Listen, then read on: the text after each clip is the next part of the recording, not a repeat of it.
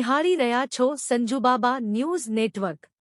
Zanzarda road પરના અસંખ્ય લોકોએ રોડ રસ્તાની બિસ્માર હાલતને મુદ્દે રસ્તા રોકો આંદોલન કરી અને સ્થાનિક ધારાસભ્ય અને કોર્પોરેટરની વિરુદ્ધમાં હાય હાયના નારાઓ લગાવ્યા હતા। રસ્તાના પ્રશ્ને લોકો રસ્તા પર ઉતર્યા હતા। જૂનાગઢમાં 3 ઇંચ વરસાદમાં જ અનેક સોસાયટીઓમાં કાદવકીચડનું સામ્રાજ્ય સર્જાતા ઝાંઝરડા રોડ પર મહિલાઓનો ચક્કાજામ પણ કર્યો હતો।